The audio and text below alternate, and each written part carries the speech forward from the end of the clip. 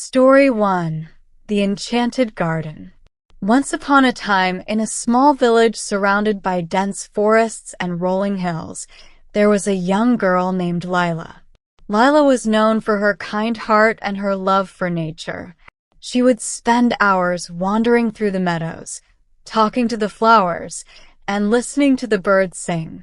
One day, as she was exploring a part of the forest she had never visited before, she stumbled upon an old, forgotten gate covered in ivy.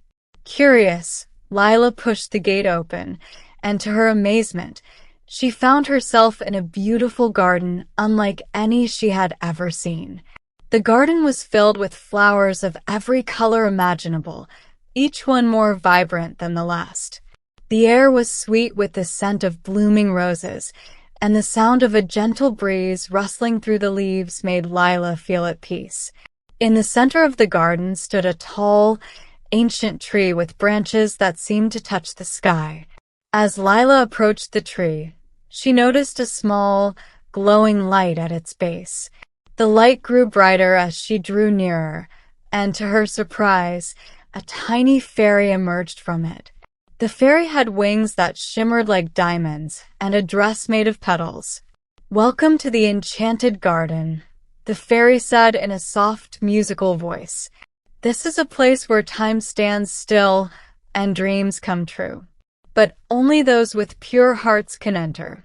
Lila was in awe. "I've never seen anything like this before," she whispered. The fairy smiled.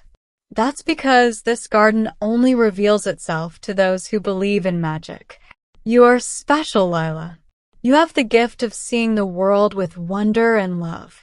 The fairy led Lila through the garden, showing her hidden paths lined with glowing mushrooms, streams that sparkled like liquid silver, and flowers that sang when touched.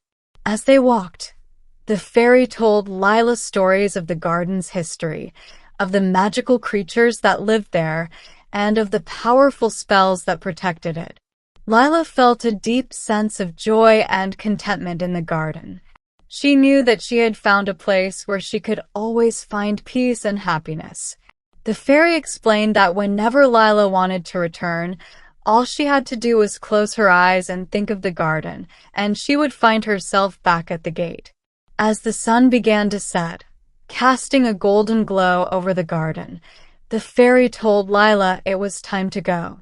"Remember, Lila," she said, "the magic of this garden will always be with you, as long as you keep your heart open to wonder." Lila nodded, feeling a warmth in her heart. She said goodbye to the fairy and made her way back to the gate. As she stepped through it, she found herself back in the familiar forest. But she knew that she would never forget the enchanted garden and the magic it held. From that day on, whenever Lila felt sad or lonely, she would close her eyes and think of the garden. And in her dreams, she would return to the place where flowers sang, fairies danced, and magic was real. And so, Lila lived a life filled with wonder, love, and the magic of the enchanted garden, knowing that as long as she believed, the garden would always be there, waiting for her. Story 2. The Whispering Woods. In a quiet village nestled at the edge of a vast and ancient forest, there lived a boy named Finn. Finn was a curious and adventurous soul, always eager to explore the mysteries of the world around him. He had heard many tales about the Whispering Woods, a place where it was said the trees could speak, and the wind carried secrets from long ago. One evening, as the sun dipped below the horizon and the sky turned shades of pink and purple, Finn decided to venture into the Whispering Woods. He had always been fascinated by the stories, and his curiosity finally got the better of him. With a small lantern in hand, he made his way to the edge of the forest. As soon as he stepped into the woods, Finn noticed how different it felt from the other parts of the forest he knew so well. The air was cooler, and a soft melodic hum filled the air, as if the trees themselves were singing a lullaby. The path was lined with ancient oaks, their branches twisted and gnarled, reaching out like welcoming arms. Finn walked deeper into the woods, and the further he went, the more he began to hear the whispers. At first, they were faint, almost like the rustling of leaves. But as he ventured on, the whispers grew clearer, forming words and phrases that seemed to float on the wind. "Welcome, young traveler," the voices murmured. "You have come to the place where memories live." Finn's heart raced with excitement and a hint of nervousness. "Who are you?" he asked, his voice barely above a whisper. "We are the spirits of the woods," the voices replied. "We have seen the passage of time, the rise and fall of empires, and the joys and sorrows of all who have walked these paths. We remember everything." Finn was captivated. "Can you tell me your stories?" The trees seemed to sway gently in response, and the voices began to weave a tale. They spoke of a time when the Whispering Woods were home to a great kingdom, ruled by a wise and kind queen. Under her rule, the kingdom flourished, and the people lived in harmony with the forest. The queen had a deep bond with the woods, and she could hear the whispers of the trees, just as Finn could now. But one day, a terrible storm swept through the land, and the kingdom was lost to the winds of time. The queen, with her last breath, entrusted the memories of her kingdom to the woods so that they would never be forgotten. As the story unfolded, Finn felt a deep connection to the woods. It was as if he could see the kingdom in his mind's eye, the grand castle, the bustling villages, the lush gardens. He could hear the laughter of the people, the songs they sang, and the gentle voice of the queen. The whispers continued, telling Finn of other travelers who had come to the woods, each leaving behind a piece of their own story. Some were adventurers seeking treasure, others were lost souls searching for solace. All were remembered by the woods. As the night grew darker, Finn realized that he had been walking for hours, yet he didn't feel tired. The whispers seemed to energize him, filling him with a sense of peace and wonder. Eventually, the voices began to fade, and the trees stood silent once more. Finn knew it was time to leave. He thanked the woods for sharing their stories and promised to return one day. As he made his way back to the village, Finn felt a profound sense of calm. The Whispering Woods had shown him that the past was never truly lost, as long as there were those who remembered. He knew that the stories he had heard would stay with him forever, guiding him on his future adventures. From that night on, Finn often returned to the Whispering Woods, where the trees whispered secrets, and the wind carried the memories of 1,000 lifetimes. And every time he entered the woods, he was welcomed as an old friend, a keeper of stories, and a guardian of the past. Story 3. The Lighthouse Keeper's Secret. On a rugged coastline where the waves crashed against the cliffs, there stood an old lighthouse. It had been guiding ships safely to shore for as long as anyone in the nearby fishing village could remember. The lighthouse was tall and sturdy, its light visible for miles, cutting through the thickest fog and darkest nights. The keeper of the lighthouse was a man named Elias. He was a quiet, thoughtful man who had lived in the lighthouse for many years. The villagers respected him, but he was something of a mystery. He rarely left the lighthouse, and when he did, it was only to buy supplies or walk along the shore. What the villagers didn't know was that Elias had a secret. Every night, after ensuring the lighthouse's light was shining brightly, he would climb down a hidden staircase inside the tower that led deep into the cliff. There, in a secret chamber carved out of the rock, Elias kept a treasure unlike any other. The chamber was filled with books, old, dusty tomes with faded covers and yellowed pages. They were not just any books, though. These books were magical. They contained stories that were alive, stories that changed and grew every time they were read. The words on the pages would rearrange themselves, creating new adventures, new characters, and new worlds. Elias had discovered the books many years ago, when he was a young man. He had been exploring the coast when he found a hidden cave at the base of the cliffs. Inside the cave, he found the books, glowing faintly in the darkness. From the moment he opened the first one, he was enchanted. The stories drew him in, and he knew he had to protect them. Over the years, Elias read the books countless times, each time discovering something new. The stories had a calming effect on him, easing his worries and filling him with a sense of wonder.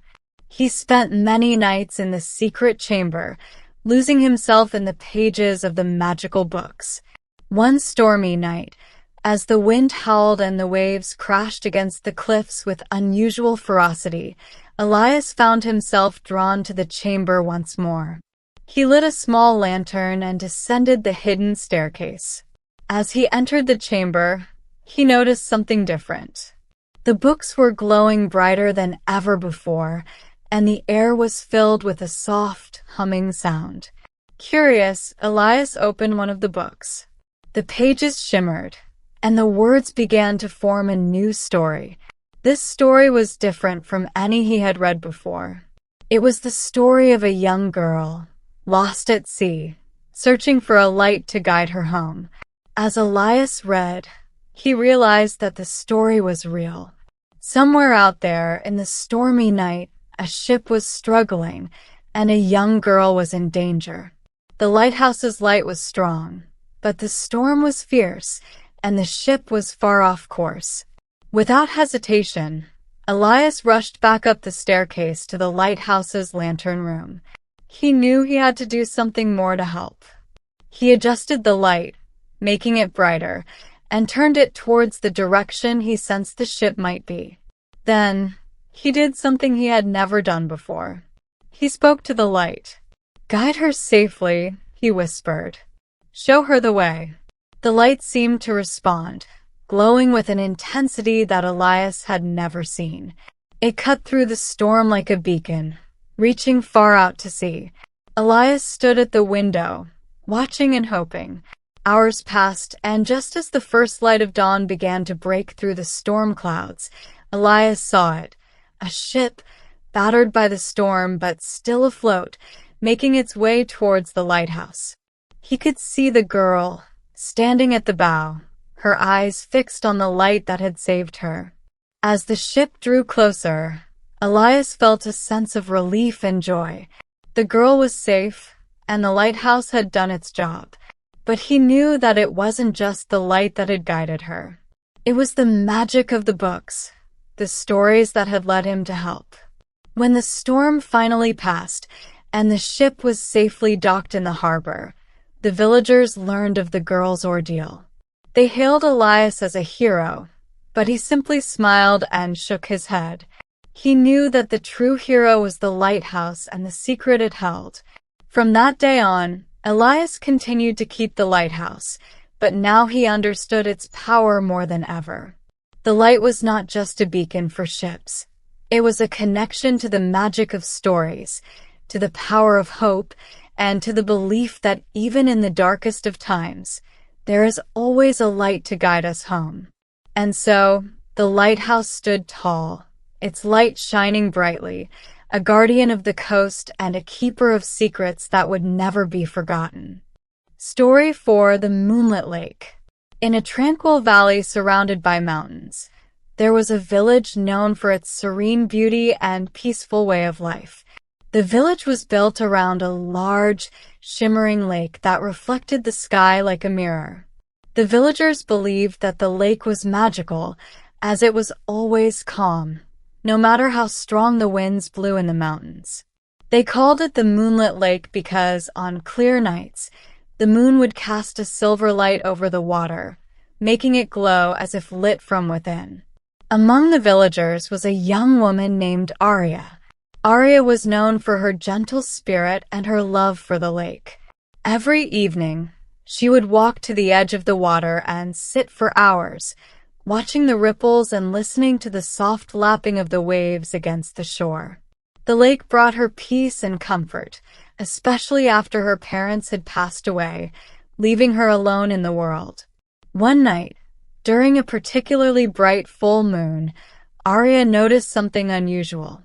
As she sat by the lake, she saw a figure standing in the water, far out in the center. The figure was tall and graceful, with a soft, silvery glow that made it seem as if it were made of moonlight. Arya blinked, thinking it was a trick of the light, but the figure remained. Curiosity overcame her fear, and she stood up, calling out, "Who are you?" The figure turned towards her, and though it was distant, Arya felt a warmth in her heart, as if she had been recognized by an old friend. The figure began to move closer, gliding over the water as if it were walking on air. As it drew near, Arya could see that it was a woman, her long hair flowing behind her like a river of light, and her eyes shining with a soft, kind light. "I am the guardian of the lake," the woman said, her voice like the gentle rustle of leaves in the wind. "I have watched over this lake for many centuries, protecting its magic and the village that depends on it." Arya was in awe. "I've never seen you before. Why do you appear now?" The guardian smiled gently. "I reveal myself only to those who need my guidance. You have been coming to the lake for many years, Arya, seeking solace and peace. But now, I sense that you need more than just comfort. You need direction." Arya's eyes filled with tears. "I feel so lost. I have no family left, and I don't know what to do with my life." The guardian reached out, and though she was still standing on the water, Arya felt as if she were being embraced. "The lake has a gift for you," the guardian said softly. "It can show you the path you are meant to take, but you must trust in its magic and in yourself." With a wave of her hand, the guardian beckoned Arya to step into the water. Hesitant at first, Arya took off her shoes and dipped her toes into the cool, clear water. As she did, the surface of the lake began to shimmer, and a soft glow spread from where she stood, illuminating the entire lake. Arya felt a strange sensation, as if the water were speaking to her. Images began to form in her mind, visions of distant lands, of people in need, of journeys filled with adventure and discovery. She saw herself helping others, bringing hope to those who had lost it, and finding a new family among the people she would meet. The visions filled her with a sense of purpose she had never felt before. She knew that the lake was showing her the life she was meant to lead, a life of service and love, a life where she would never be alone. When the visions faded, the lake returned to its calm, mirror-like state, and the guardian spoke again. "This is your path, Arya. The lake has shown you what lies ahead, but it is up to you to take the first step." Arya nodded, feeling a newfound strength in her heart. "Thank you," she whispered. "I will follow the path you have shown me." The guardian smiled, her form beginning to fade into the moonlight. "Remember, Arya, the lake will always be here for you, a place of peace and reflection. And whenever you need guidance, simply return to the water, and it will show you the way." With those words, the guardian vanished, leaving Arya alone by the lake. But she no longer felt alone. The lake's magic had filled her with hope and determination, and she knew that her life would be full of meaning and joy. The next morning, Arya packed her belongings and set out on her journey. She traveled far and wide, helping those in need, spreading kindness and love wherever she went. And every time she completed a journey, she would return to the moonlit lake, where the water would greet her like an old friend, reflecting the moon's light and showing her the next path to take. And so, Arya's life became a series of beautiful adventures, guided by the magic of the lake and the wisdom of the guardian. The villagers often spoke of her as a legend, the girl who had found her destiny in the moonlit lake. But to Arya, it was simply the place where she had found her true self and the light that would guide her forever. Story 5. The Dreamweaver's Cottage. In a quaint village surrounded by rolling hills and dense forests, there was a small, ivy-covered cottage at the edge of the woods. The villagers rarely visited this cottage, for it was said to be the home of a mysterious woman known as the Dreamweaver. The Dreamweaver was a legend among the villagers. Some said she was an old woman with 1,000 years of wisdom. Others believed she was ageless, her appearance changing with the phases of the moon. What everyone agreed upon was that she possessed a unique and powerful gift. She could weave dreams. People from far and wide would travel to the village to seek out the Dreamweaver, hoping she could help them with their troubles. Those who were plagued by nightmares, those who longed for peaceful sleep, or those who sought to understand the meaning of their dreams would come to her cottage and leave with their burdens lightened. One evening, as the sun dipped below the horizon and the sky turned a soft lavender, a young woman named Alara found herself standing at the edge of the forest, gazing at the Dreamweaver's cottage. Alara had always been a dreamer. From a young age, she had vivid dreams that felt more real than her waking life. Her dreams were filled with strange landscapes, distant places, and people she had never met. But lately, her dreams had become unsettling, leaving her feeling anxious and restless when she awoke. Determined to find peace, Alara made her way to the cottage. The path was narrow and overgrown, as if the forest itself were trying to protect the Dreamweaver's home from unwanted visitors.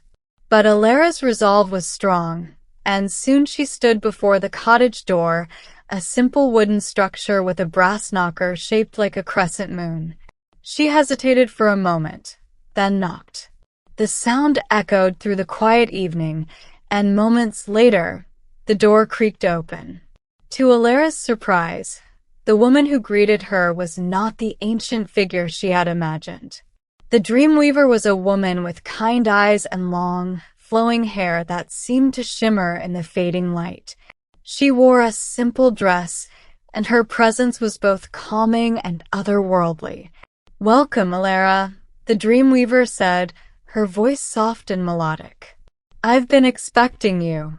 Alara was taken aback. "You know my name?" The Dreamweaver smiled. "I know the names of all who seek me." "Come in, child." Alara entered the cottage, which was warm and inviting, filled with the scent of lavender and the soft glow of candles. The walls were lined with shelves, each one filled with delicate, hand-woven tapestries of various colors and designs. In the center of the room was a large, intricately designed loom, threads of every hue draped across it. "Please sit," the Dreamweaver said, gesturing to a comfortable chair by the hearth. "Tell me what troubles you." Alara took a deep breath and explained her dreams, the strange visions that left her uneasy, the feeling that her mind was trying to tell her something, but she couldn't understand what it was.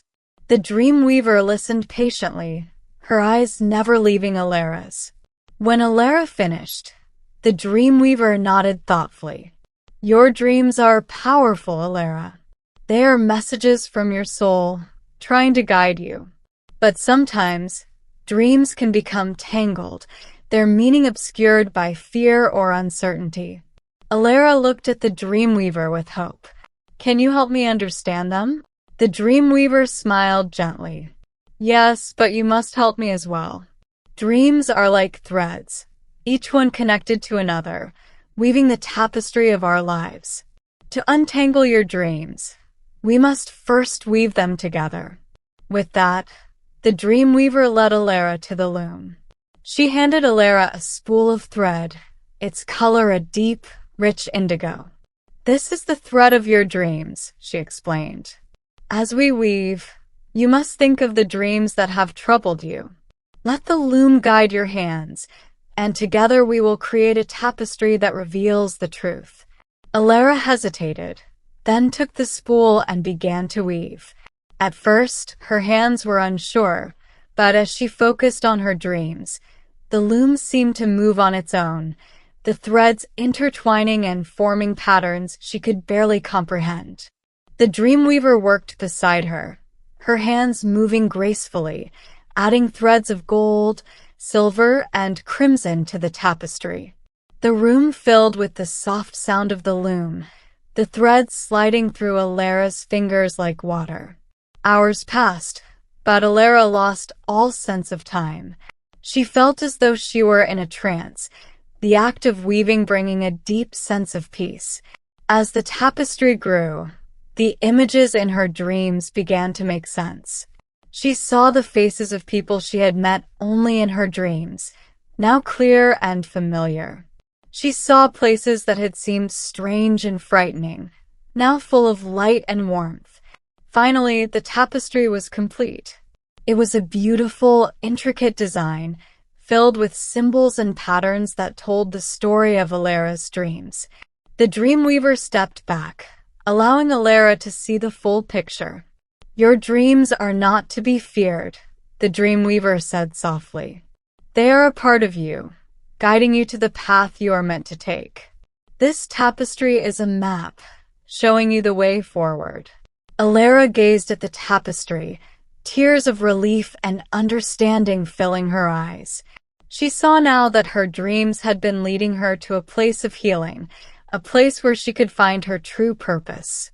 "Thank you," Alara whispered, her voice filled with gratitude. "I understand now." The Dreamweaver nodded, her eyes warm with kindness. "Take this tapestry with you, Alara. Let it remind you of the journey you have taken and the strength you have found within yourself." Alara left the cottage that night, the tapestry carefully wrapped and held close to her heart. As she walked back through the forest, the moonlight illuminating her path, she felt a deep sense of peace. Her dreams no longer troubled her, for she understood their meaning, and she knew that the Dreamweaver's wisdom would guide her in the days to come.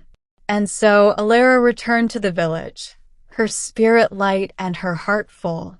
The Dreamweaver's cottage remained a place of mystery and magic, but to Alara, it was also a place of healing and understanding, a place where dreams were woven into the fabric of life, and where the threads of the past and future intertwined to create a beautiful and meaningful tapestry. Story 6. The Enchanted Garden. In a distant land, there was a kingdom known for its lush green valleys, sparkling rivers, and towering mountains. But among all its wonders, the most famous was the Enchanted Garden. This garden, hidden deep within the royal palace grounds, was said to be the most beautiful place in the entire kingdom. It was a place where flowers bloomed in every color imaginable, where trees bore fruits that could cure any illness, and where the air was filled with the sweet scent of jasmine and roses. The garden was tended by the royal gardener, an elderly man named Rowan. Rowan had cared for the garden for as long as anyone could remember, and under his watchful eye, it had flourished. But Rowan's care for the garden was more than just a job. It was his life's work, his passion, and his greatest secret. For Rowan was not just a gardener. He was a guardian of the garden's magic. You see, the Enchanted Garden was no ordinary garden. It was a living, breathing entity, filled with ancient magic that could heal, protect, and bring joy to all who entered. But this magic was delicate, and it needed to be carefully nurtured.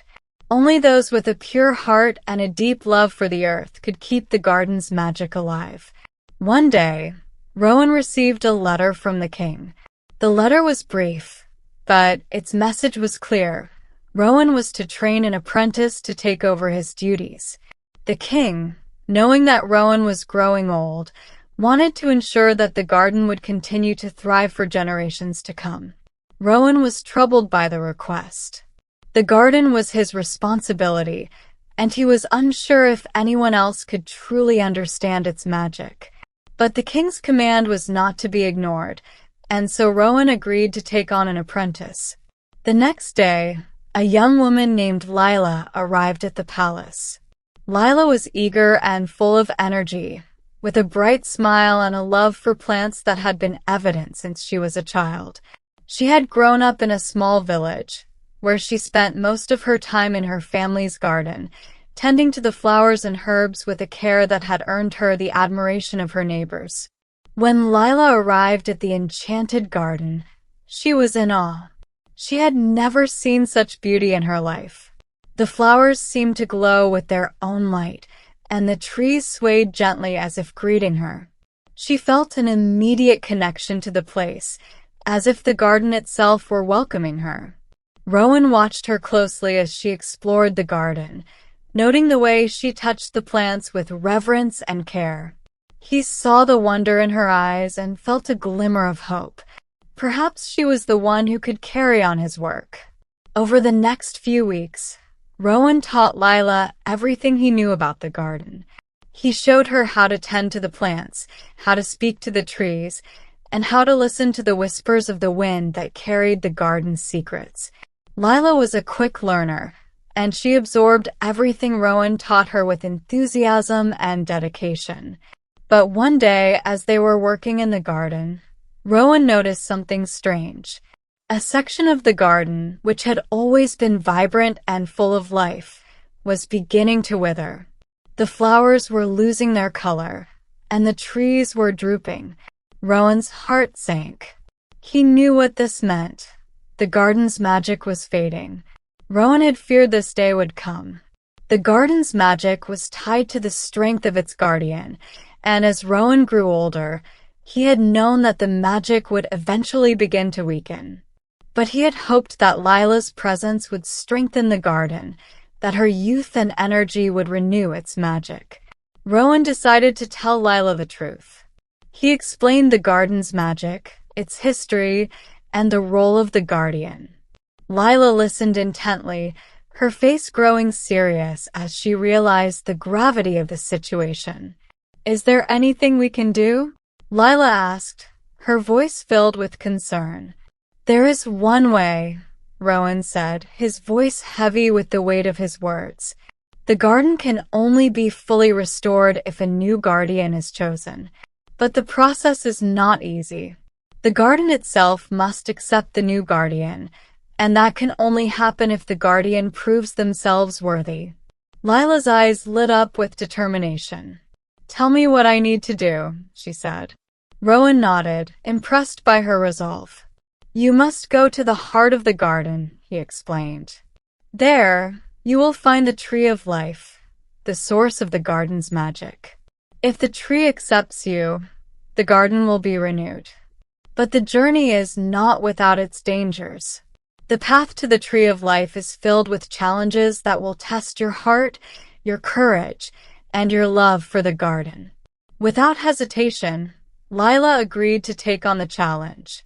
Rowan gave her a small vial of water from the garden's sacred spring and wished her luck.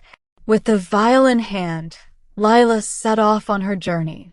The path to the tree of life was hidden deep within the garden, and as Lila walked, the air grew thick with mist, and the once familiar surroundings became strange and eerie. The flowers and trees seemed to close in around her, and she could hear whispers in the wind, warning her to turn back. But Lila pressed on, her love for the garden guiding her. Along the way, Lila faced many challenges. She encountered a thorny thicket that blocked her path, but she remembered Rowan's teachings and gently spoke to the plants, asking them to let her through. The thorns softened, and the path opened before her. Next, she came upon a deep, dark pool of water, its surface as smooth as glass. She knew she needed to cross it, but there was no bridge in sight. Lila knelt by the water's edge and poured the sacred spring water into the pool. The water shimmered, and a path of glowing lily pads appeared, leading her safely across. Finally, Lila reached the heart of the garden, where the tree of life stood. The tree was magnificent, its branches stretching high into the sky, its leaves shimmering with a golden light. But as Lila approached, she saw that the tree's bark was cracked, and its leaves were beginning to wilt. Lila's heart ached at the sight, but she knew what she had to do. She knelt before the tree, her hands resting on the earth beneath it, and closed her eyes. She poured all her love for the garden, all her hopes and dreams, into her thoughts. She spoke to the tree, promising to care for it, to nurture its magic, and to protect the garden for as long as she lived. For a moment, there was silence. Story 7. The River of Stars. In a land far away, where the night sky was always clear and the stars shone like diamonds, there was a small village nestled by a wide, flowing river. This river was no ordinary river. It was known as the River of Stars. The villagers believed that the river carried the reflections of the stars from the heavens, and they would often sit by its banks, watching the shimmering lights dance on the water's surface. Among the villagers was a young girl named Mira. Mira had always been fascinated by the stars. Every night, she would sneak out of her home and make her way to the river, where she would lie on the soft grass and gaze up at the sky. The stars seemed to speak to her, whispering secrets of distant worlds and untold stories. But more than anything, Mira was captivated by the legend of the River of Stars. The legend said that somewhere deep within the river, hidden beneath the surface, there was a pathway that led to the stars themselves. It was said that only those with a pure heart and a deep desire to understand the mysteries of the universe could find this pathway. Mira had always dreamed of finding it, but no one in the village had ever succeeded. One night, as Mira sat by the river, she noticed something strange.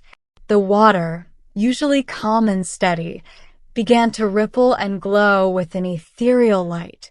Curious, she moved closer to the edge, her heart pounding with excitement.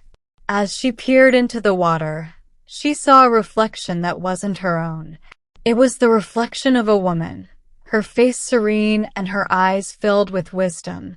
Her hair flowed like silver threads, and her presence was both calming and awe-inspiring. Mira gasped and stumbled back, but the reflection remained, staring up at her with a gentle smile. "Do not be afraid, Mira," the woman's voice echoed softly in the air, though her lips did not move. "I am the guardian of the River of Stars." Mira was speechless. She had heard tales of the guardian, a celestial being who watched over the river and protected its secrets, but she had never believed them to be true. "You have a pure heart, and your love for the stars has drawn me to you," the guardian continued. "You seek the pathway to the stars, do you not?" Mira nodded, her eyes wide with wonder. "Yes, I've always dreamed of it, but I don't know how to find it." The guardian's smile deepened. "The pathway is not something that can be found by ordinary means. It lies within the river, but to reach it, you must be willing to journey into the unknown, to face the challenges that lie ahead, and to trust in the guidance of the stars." Mira felt a surge of determination. "I'm ready," she said, her voice steady. "I want to understand the mysteries of the universe." The guardian raised her hand, and the river began to part, revealing a hidden path made of stardust, shimmering with a soft, silver light. "Follow this path," the guardian instructed. "It will lead you to the gateway of the stars. But remember, the journey will test your heart, your courage, and your wisdom." Without hesitation, Mira stepped onto the path. As she walked, the water closed behind her, and she felt as if she were walking through a dream. The stars above seemed to grow brighter, their light guiding her way. The path wound deeper into the river, and soon, the village was far behind her. The first challenge Mira faced was a vast expanse of darkness. The stars above had disappeared, and she was surrounded by shadows. Fear gripped her heart, but she remembered the guardian's words and took a deep breath. She focused on the warmth in her heart, the love she had for the stars, and slowly, the darkness began to fade. The stars reappeared, twinkling brighter than ever, and the path ahead became clear once more. The second challenge was a swirling vortex of water, threatening to sweep her away. The current was strong, and Mira struggled to keep her footing, but she knew that she had to remain calm. She closed her eyes and imagined herself as a star, steady and unshakable, shining in the night. With this thought, the vortex slowed, and the water became still, allowing her to continue on her way. The final challenge was the most difficult of all. Mira came to the end of the path, where a large, glowing gate stood. But the gate was guarded by a towering figure made of stardust, its eyes like burning coals. To pass through, you must answer a riddle, the guardian of the gate said in a voice like thunder. What is it that shines brightest, even in the darkest night? Mira thought long and hard. She considered the stars, the moon, and even the sun, but none of these seemed to be the right answer. Then, she remembered the feeling she had when she faced the challenges before, the warmth in her heart, the love she had for the stars, and the determination that had guided her through the darkness and the storm. The brightest light, Mira said softly, is the light of hope that shines in the heart. Even in the darkest night, it can guide us, protect us, and lead us to where we need to go. The stardust figure studied her for a moment, then slowly bowed its head. The gate began to open, revealing a bridge made of pure light, leading up into the sky, towards the stars. You have answered wisely, Mira, the figure said. The light of hope is the key to the stars. You may pass. With a heart full of joy and wonder, Mira stepped onto the bridge. As she walked, she felt herself being lifted into the sky, surrounded by the stars she had always loved. The bridge led her to a place beyond the river, beyond the world she knew, a place where the stars danced and sang, where the mysteries of the universe were revealed in all their glory. Mira spent what felt like an eternity among the stars, learning their secrets, understanding their stories, and becoming one with the light that filled the cosmos. When she finally returned to her village, she was no longer the same girl who had left. She carried the wisdom of the stars within her, and the light of hope shone in her eyes. From that day on, Mira became the new guardian of the River of Stars. She protected its secrets and guided those who sought the pathway to the stars, sharing the knowledge she had gained and helping others to find the light within their own hearts. Story 8. The Whispering Forest. In a distant land, where the mountains kissed the sky and the rivers flowed like silver threads, there was a forest unlike any other. This forest was known as the Whispering Forest, and it was said to be a place of ancient magic, where the trees were as old as time itself, and the wind carried the voices of those who had come before. The Whispering Forest was a place of mystery, feared and revered by the people who lived nearby. Few dared to enter its depths, for it was said that those who ventured too far might never return. But despite its eerie reputation, the forest was also a place of great beauty. The trees stood tall and proud, their leaves of vibrant green even in the harshest winters, and the air was filled with the sweet scent of pine and wildflowers. In a small village on the edge of the forest, there lived a young boy named Aiden. Aiden had always been fascinated by the Whispering Forest. From a young age, he would sit by the forest's edge, listening to the wind as it rustled through the leaves, imagining the stories the trees might tell if they could speak. His grandmother, who was wise in the ways of the old world, would often warn him to stay away from the forest, but Aiden's curiosity was stronger than his fear. One day, as the sun dipped below the horizon and the sky turned a deep shade of purple, Aiden decided to venture into the forest. He had heard the whispers on the wind, and he was determined to uncover the secrets that lay hidden within the trees.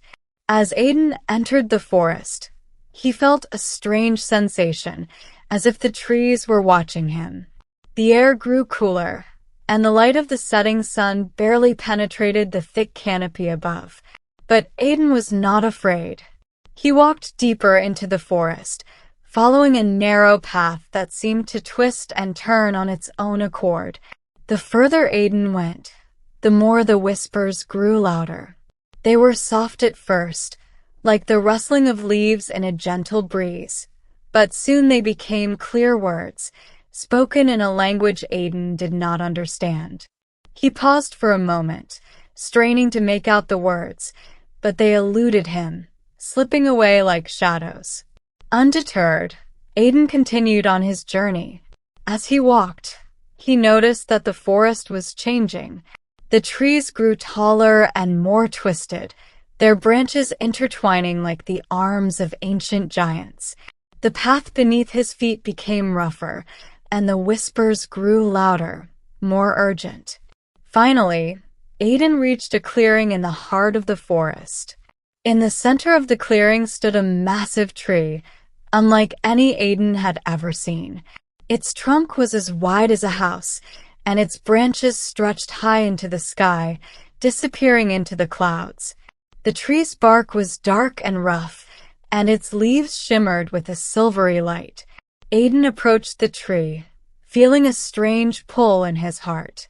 As he reached out to touch its bark, the whispers suddenly stopped, replaced by a deep, resonant voice that seemed to come from the tree itself. "Welcome, Aiden," the voice said, its tone gentle yet powerful.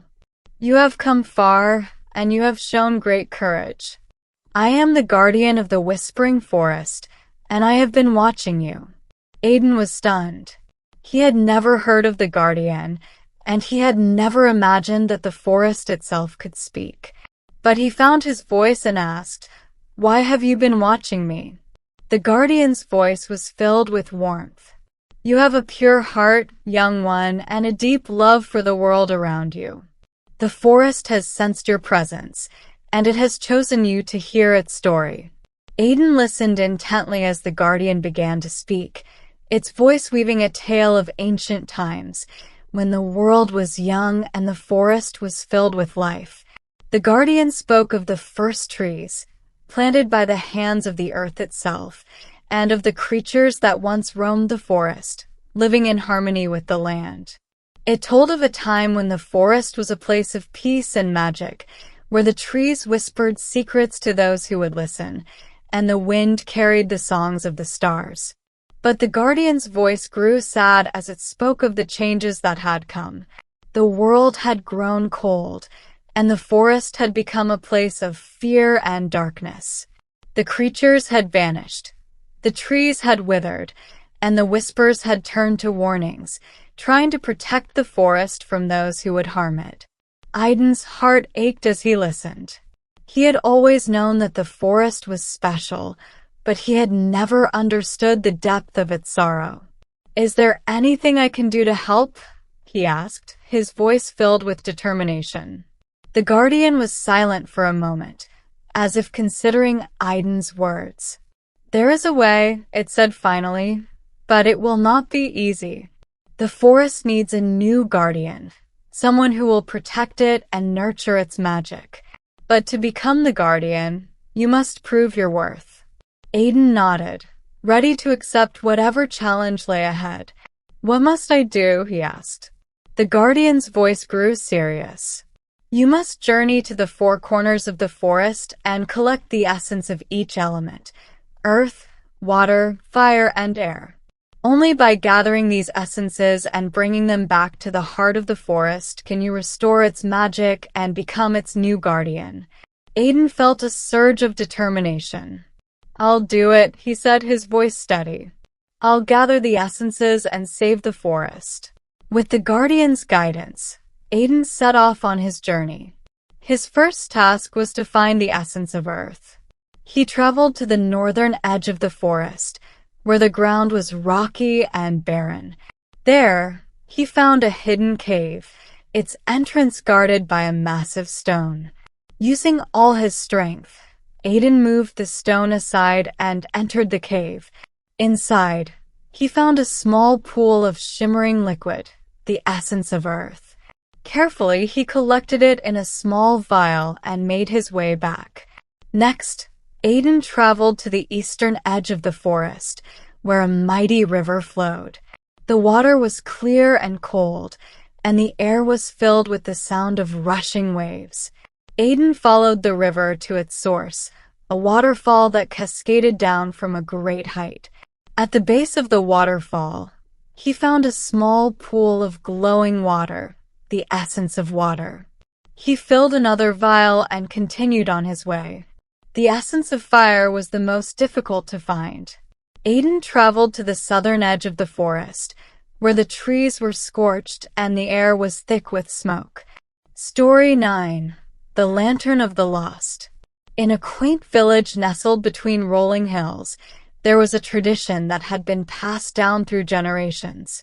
Every year, on the night of the harvest moon, the villagers would light lanterns and place them along the paths leading out of the village. These lanterns were not just for decoration. They were meant to guide the spirits of the lost back to their homes. The villagers believed that on this special night, the veil between the living and the spirit world was thin, and those who had lost their way in life, whether physically or spiritually, could find their way back with the help of the lanterns. It was a night filled with hope and remembrance, as families lit lanterns for loved ones who had passed on, as well as for those who had wandered away, seeking to bring them back to the warmth of the village. In this village lived a young girl named Elara. Elara was known for her kind heart and her deep connection to the old traditions. She had a special talent for crafting lanterns, and every year, she made the most beautiful ones in the village. Her lanterns were known to glow brighter and longer than any others, and some said that they could even hear whispers of thanks from the spirits who followed their light. Elara's love for the tradition came from her own personal story. When she was very young, her father, a brave and adventurous man, had left the village to explore the world beyond the hills.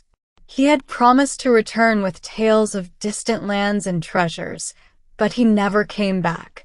The villagers believed he had become one of the lost, and every year, Elara lit a lantern for him, hoping it would guide him home.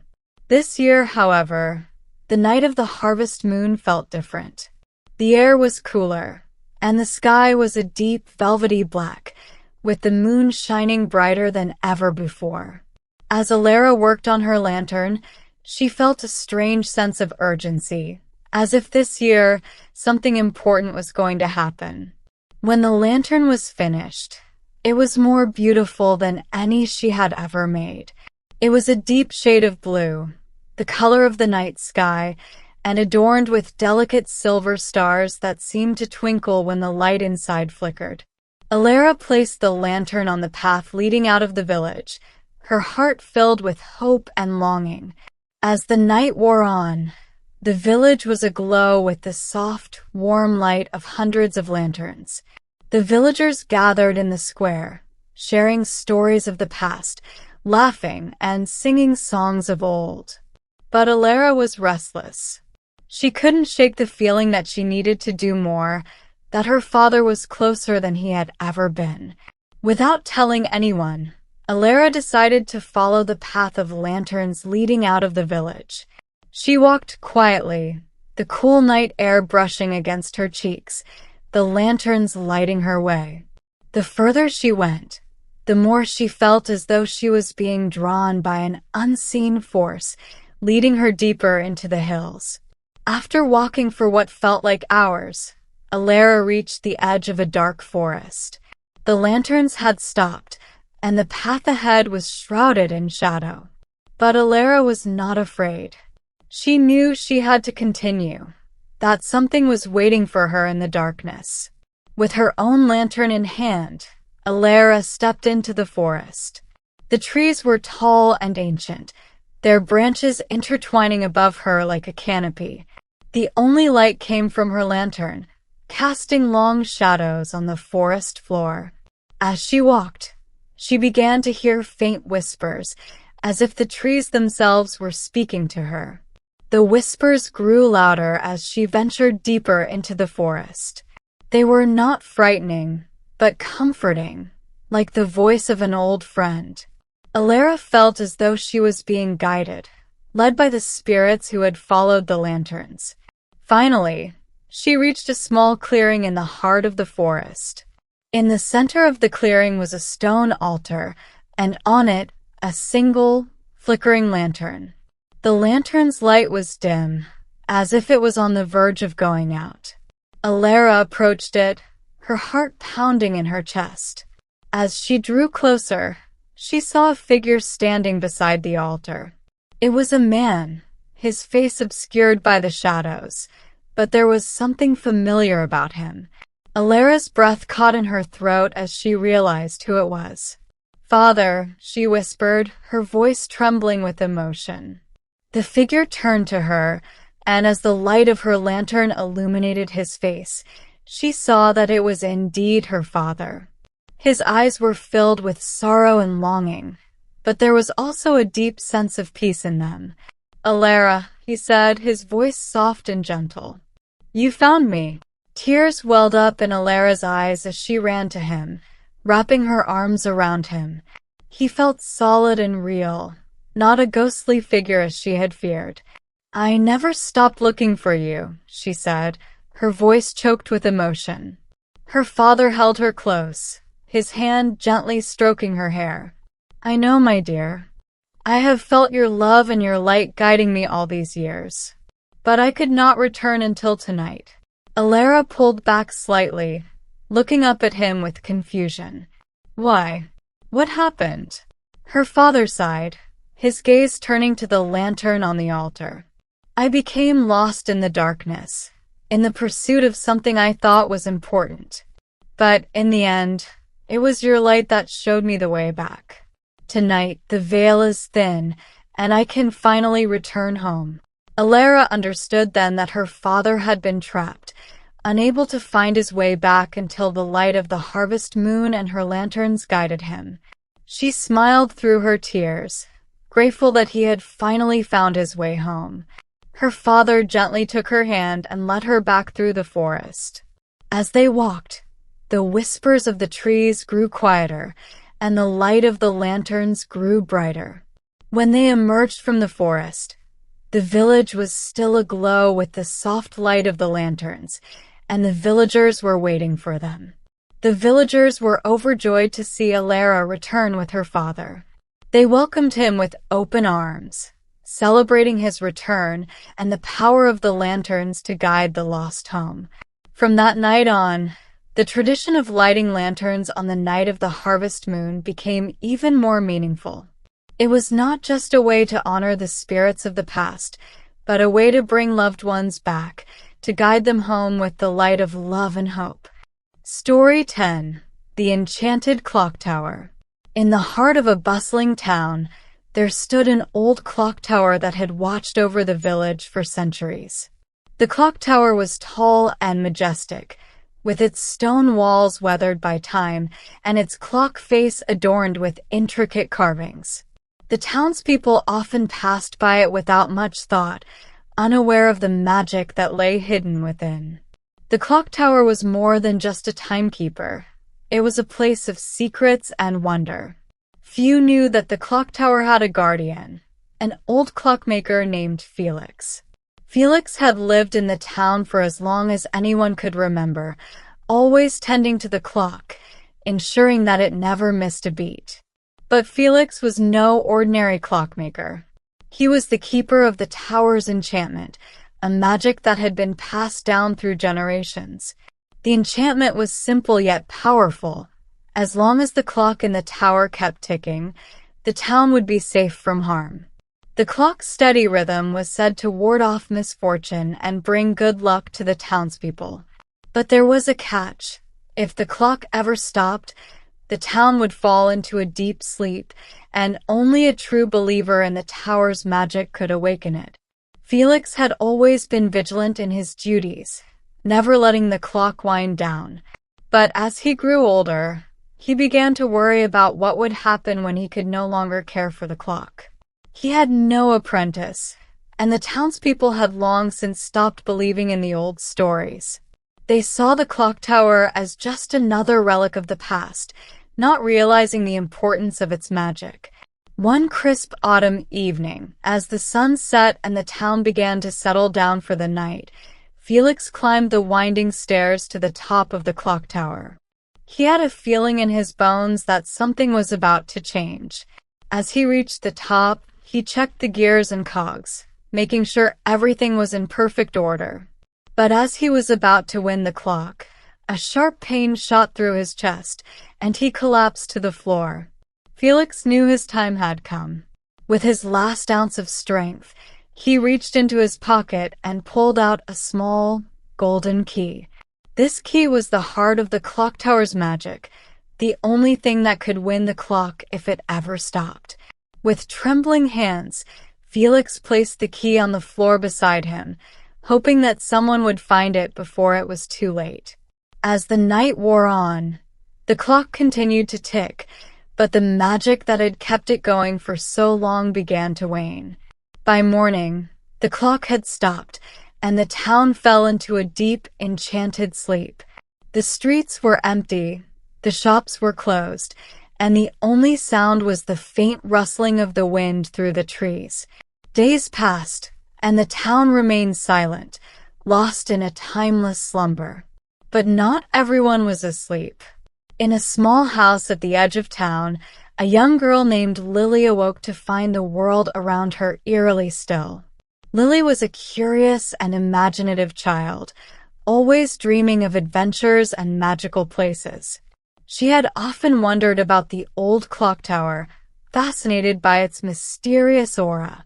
As Lily wandered through the silent town, she noticed that the clock on the tower had stopped. She felt a strange pull, as if the tower was calling out to her. Determined to find out what had happened, Lily made her way to the base of the clock tower. The door to the tower was slightly ajar, and Lily hesitated for a moment before pushing it open. Inside, the air was cool and musty, filled with the scent of old wood and metal. The winding staircase seemed to stretch endlessly upward, but Lily was not afraid. She began to climb, her footsteps echoing in the empty tower. When she reached the top, she found the clock room in disarray. The gears were still, the pendulum motionless, and there, lying on the floor, was the body of the old clockmaker, Felix. Lily's heart ached with sadness as she knelt beside him, but as she did, she noticed the small, golden key lying next to him. Lily picked up the key, feeling its warmth in her hand. She didn't know what to do, but she had always believed in the magic of the old stories, the ones that her grandmother used to tell her. She knew, deep down, that this key was the answer. With determination, Lily approached the clock's mechanism. She found the keyhole, hidden among the gears, and carefully inserted the key. As she turned it, the clock began to whir to life. The gears started to move, the pendulum swung back and forth, and the hands of the clock began to tick once more. Suddenly, a soft light filled the room, and the figure of Felix appeared before her. He was no longer the frail old man she had seen on the floor, but a younger version of himself, with a warm smile and a gentle gaze. "Thank you, Lily," Felix said, his voice filled with gratitude. "You have saved the town and restored the magic of the clock tower." Lily was astonished, but before she could say anything, Felix continued. "You have the heart of a true believer, and that is why you were able to awaken the clock. The town is safe once more, and the magic will continue to protect it, thanks to you." With those words, Felix began to fade, but the warmth of his presence remained. The clock tower was alive again, and so was the town. As Lily descended the stairs and stepped outside, she saw the townspeople waking up, unaware of the time that had passed. The streets were bustling once more, filled with the sounds of laughter and conversation. Lily knew that the magic of the clock tower was real, and she had been a part of something truly special. From that day on, She took it upon herself to care for the clock tower, just as Felix had done. She became the new guardian, ensuring that the clock never stopped, and the town remained under its protective enchantment. And so, the old clock tower continued to stand tall in the heart of the town, its hands ticking steadily, a symbol of the magic that lay within.